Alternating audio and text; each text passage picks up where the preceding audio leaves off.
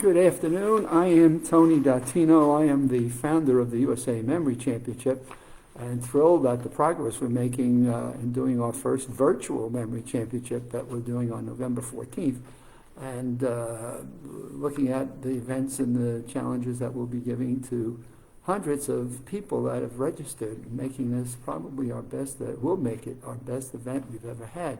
So that's exciting in itself. And it supports what I was reading about here in the November issue of Mind, Mood, and Memory, which is put out by Massachusetts General Hospital. And here's a researcher at Massachusetts General by the name of Sarah Lazar. She's a PhD that works up at Massachusetts General. And she really talks about, in this particular article, the value of brain training activities that help maximize memory and decision-making and help offset the cognitive decline and dementia. So I found it really fascinating. It's almost like a superb marketing piece for the Maximum Memory Mastery course that Michael Dattino has put together and has done such a fantastic job of balancing different elements of brain health in memory techniques and nutritional habits and exercising and skills on how to boost your memory and how to build your concentration.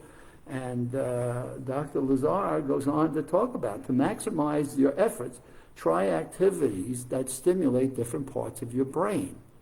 So in the work that we're doing, we're talking about looking at what we call the visualization of a room. So if you visualize objects hanging around the room, that's been a famous method called the loci.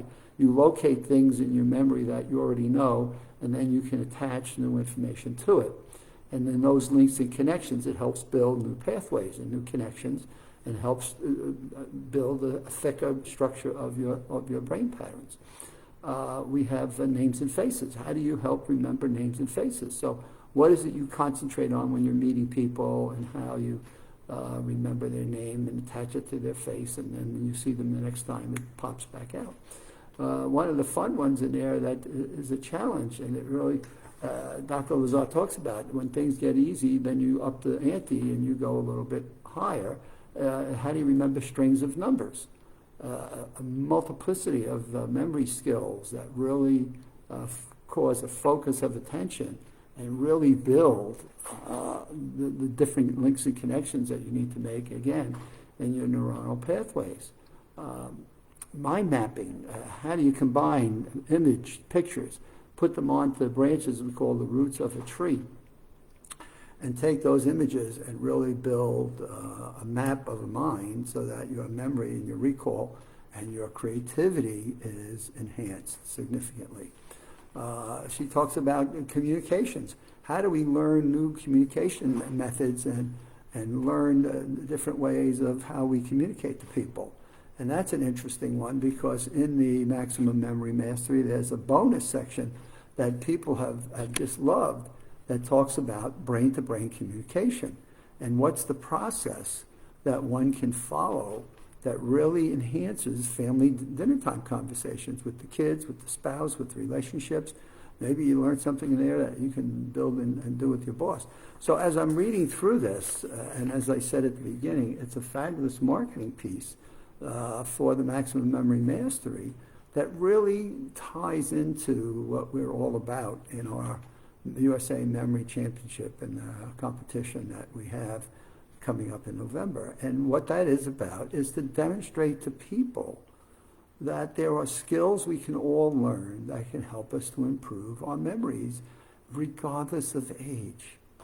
And that is the message I've been working to get out, and I get sometimes frustrated with the science that suggests that as we get older, yes, our bodies are changing its biologies and different compositions and things of its sort. But when they give some of these tests out, mild cognitive impairment tests to people, have they asked the people involved, are there any skills that you've ever learned? Do you know how your memory works? Have you ever exercised it? It's like asking somebody to lift up 100-pound weights that's not weightlifted in 20 years or so, or not used certain muscles in your body for a 10 and 15-year period of time. Maybe we've been too sedentary and we haven't been as active as we should be. And now I want you to lift up, 150 pounds, and I don't expect your back or your arms or your legs or anything to ache the next day, or even maybe hurt yourself in the course of doing it. So your brain is no different than that. And the variety of activities is important, which is, again, when you go through and look at what are some of the different techniques that our mental athletes use in the memory championship. It's just a wide spectrum of different functions that they're tapping into in their brain that really helps them build stronger brains. And years ago, people would have thought that was crazy. But there's more and more science that is suggesting stimulating your brain with challenging activities and exercising it in ways that we've never thought to before, or maybe have never been taught or have never learned how to do before, can really make a difference.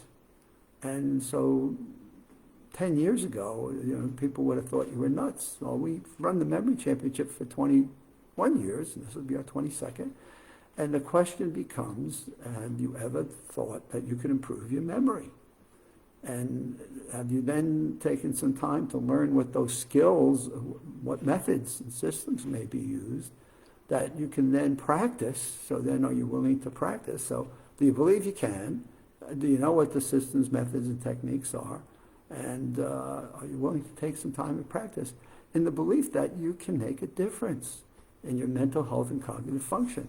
So Dr. Lazar has done a really superb job in this article making some suggestions on the diversity. So, for example, if you do crossword puzzles and you get good at crossword puzzles, move off it.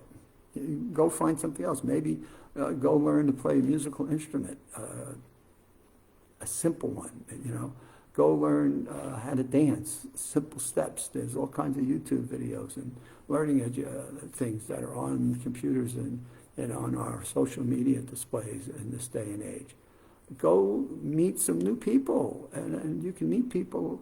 God, I've met some amazing people over the last 6 months on my Zooms and things, and gotten to talk to people that I never would have met if I were driving a car to a certain location, meeting the same people over and over. I've gotten to meet some neighbors in my neighborhood I would never met before, but they're just amazing people. I'm blessed to live in a neighborhood where the people that live in it are very special and very unique. I think of several of my neighbors with some very unique skills and talents that as we've gone through some of the company layoffs in the theme parks here, have expanded on skills that they've had or they've put together and are doing amazing things with that and building networks of new people that they're meeting from different parts of the country and again, using social media. Facebook as one, YouTube as another, LinkedIn some people are using. So we have these tools that we can use now that bring a whole different spectrum of things. But let me share with you before I close up today's broadcast, take a class on a subject that interests you, but not something you've already mastered. So again, her technique or her skill here is find something that's challenging, but now here comes the balance that you've got to find. You don't want whatever it is you're doing to be so easy that you master it so quickly and it's like, oh God, this was easy. Nor do you want something that's so complex and so difficult that it takes you down the path of, boy, I'll never learn how to do this. So one of the things that I think was very special in the way Michael Dattino laid out his Maximum Memory Mastery online course is he starts in each of the different modules of names and faces or numbers or lists or reading comprehension. He starts in a very basic way where you get some foundational points. So what are things that you need to know about your memory and how can you build and strengthen those? And so he starts in a very logical, systemic way. Maybe that's his Disney experience he had for 20 years. But he builds that up so that you are successful. And if you meet a challenge, it's a challenge that you can overcome. And with a bit of your own resilience and tenacity, you can get to the next level, which is what's making the virtual memory championship we're doing on November 14th so exciting, because it is building on different challenges and taking people to a different level. So take a class in a subject that interests you, but not something you've mastered. That was number one. Number two, read books and articles that challenge the way you think about the world. So I've just added to several subscriptions. I read lots of science, and I've started to bounce out now a little bit to different things that I would have never have gotten and read about. Nature is one of them. Birds, I think different things about birds and sea life and things of that sort. And learning lessons from different aspects in different parts of the world. And I'm also trying to be more open as I listen to different opinions and views and not be as judgmental. And as a senior, sometimes you think you may know it all, but it's amazing when I talk to my grandkids or sometimes to my son, daughter, my daughter-in-laws, things you can learn from just different perspectives of where people are coming from. So reading books and articles that challenge the way you think about the world, and some things that a spouse or friend also have read, and then have a discussion about, well, what did you learn from that? What did you learn? And then you bounce the different ideas off of it. It's amazing what you can do from that. And then I'm seeing more of my family members are all doing this. Research the family tree. Go find what their history was and learn more about what the genesis of who you are is from.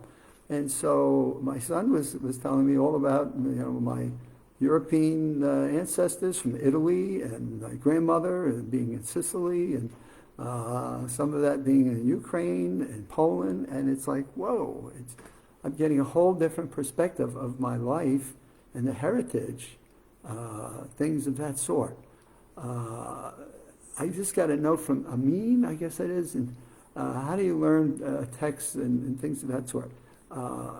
Boy, this is where Michael Dattino is becoming a master, and he's got a module he's building right now on how do you take pages and pages. So he's worked with a fireman from San Antonio who needed to go for an engineering test, scored the highest in his group of firemen that were proceeding for this test. He's now working with a student that wants to go to law school. He's got to pass the LSATs, and so he's got amazing results.